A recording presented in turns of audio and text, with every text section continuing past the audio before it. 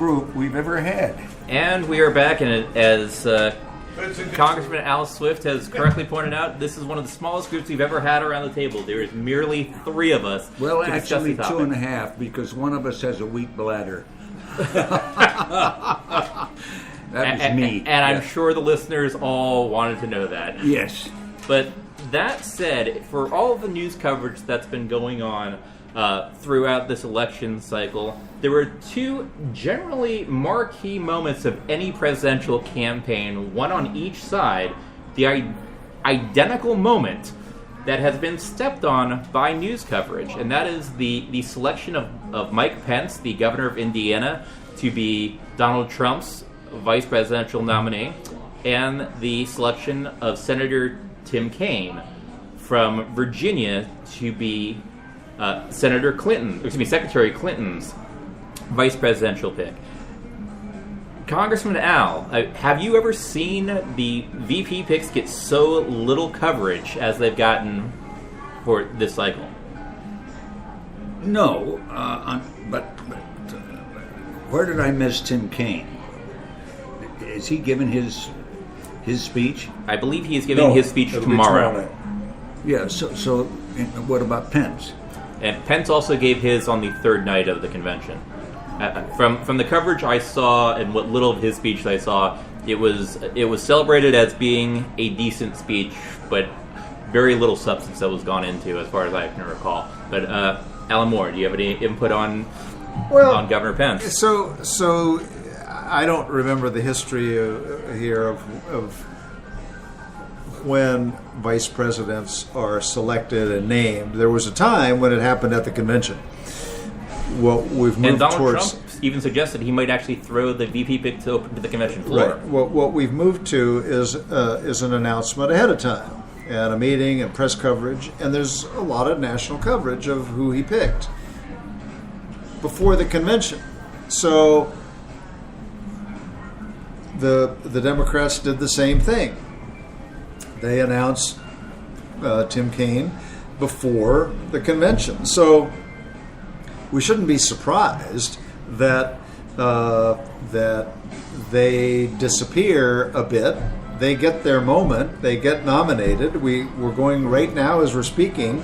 It's a little at 5 something in the afternoon. We're going through the roll call of the states to nominate Hillary Clinton to be the Democrats' candidate, and they. I can't remember if it's tonight or tomorrow that they nominate the vice president, and if they go through the roll call or by acclamation. But this is not about the vice presidential nominee. Although when you watch Pence, and then you watch Tim Kaine, who those of us who are here in Northern Virginia knew him as a governor and as a senator, and many of us have been quite impressed with him for a long time. I've talked about him around this table for months as the person I thought she should pick, and she did, and he looked fabulous in Miami on Saturday when the two of them appeared together. He was comfortable, he was articulate, he blended in some Spanish with a pretty good accent. I used to speak some Spanish myself from my Peace Corps days. And he's just an impressive, solid guy. People say, well, he's boring. Yeah, I'll take boring.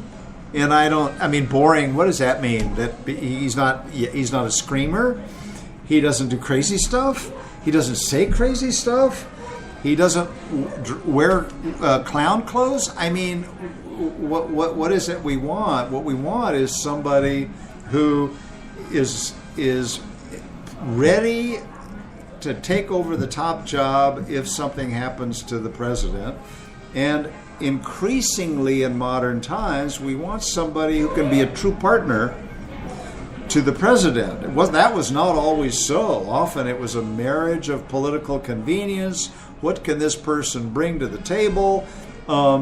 And famously, LBJ and the Kennedys hated each other. Yeah, they didn't like each other, and LBJ didn't like the job, and then he, lo and behold, becomes president.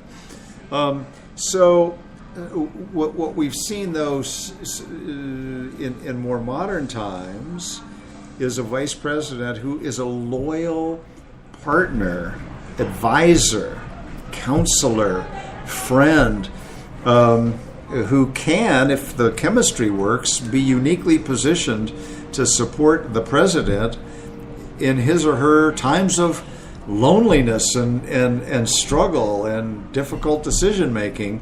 The vice president increasingly is becoming the last person who leaves the room before a president decides a tough issue.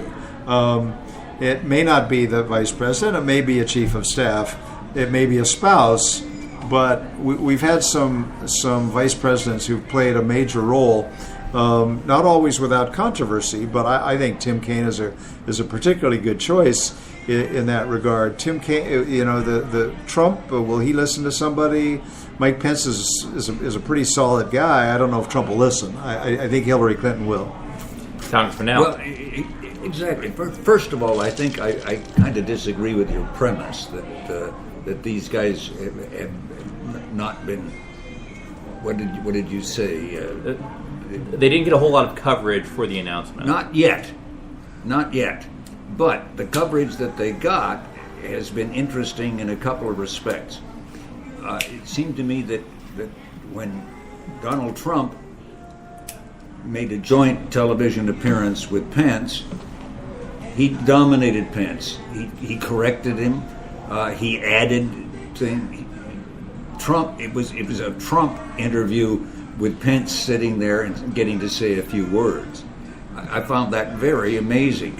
And then contrast it with the 60 Minutes interview between of both Hillary and her vice president. And that was much. I mean, she actually let him talk. She listened to what he had said. And this is amazing. I don't think with Trump it would ever happen. He had the last word on that interview.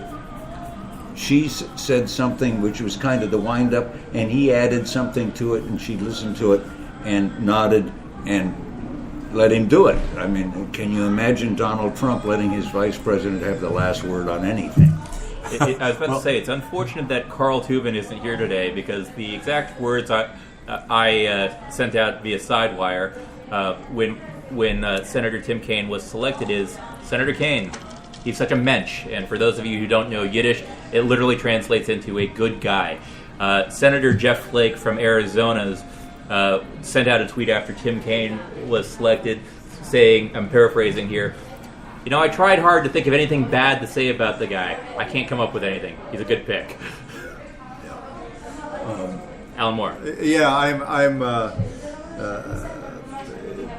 I was struck by the fact that Hillary Clinton and Tim Kaine didn't know each other particularly well. They were both in the Senate, but they didn't overlap in the Senate. They didn't work together in the Senate, which would have been the logical place to get to know someone. That's where President Obama got to know Joe Biden, serving under him on the Foreign Relations Committee, and thought, I'm weak on a lot of things, most particularly and obviously on foreign affairs, and I like Joe Biden, and I think that he can help me on those issues, and I think he can be a strong, loyal partner, and I think he has been, notwithstanding his proclivity to say too much, stick his step on his message from time to time. The dynamic between Clinton and Kaine, given the fact that they're still in the early stages of a friendship, was pretty impressive. Trump and Pence know each other even less. That was obvious in their time on 60 Minutes. There was one question I remember, which in which Pence was asked, so what about waterboarding? You've always been an opponent. You thought it was a bad idea, and your presidential, and Mr. Trump here says we should be doing waterboarding and more. How do you reconcile that? There was a sequence of a series of issues where the two men had disagreed, and how do you handle that? And Pence said, this is a hard issue. This is a challenging issue. What I'm going to say about this is that I don't want our enemy to know what we're going to do or not going to do. And I'm going to leave it at that. And as he's saying that, Trump looks over at him and says, "Good answer." and I thought to myself, these guys didn't practice for this interview, and that was a little revelatory moment. Trump was listening, which was he doesn't always seem to do. Unheard of. Pence had a good response. Didn't get crossways with the presidential candidate, and had a credible, logical answer. It was one of his stronger moments, and because I agree with Al, I watched some of that, and Trump was dominating, and they were nervous, and Pence didn't want to get crossways on the air on their first joint television interview. They'll get to know each other better, and then hopefully they'll reach a higher comfort level. We'll see. Outstanding. And Congressman Al, anything to add? No, I just think that being the vice presidential candidate to Donald Trump is going to be a very difficult job. And to come out of that without looking like a lapdog is going to be hard. And with that, we'll let that be the last word, and we'll go into our next break before we go into our last segment. But that and more when we come back.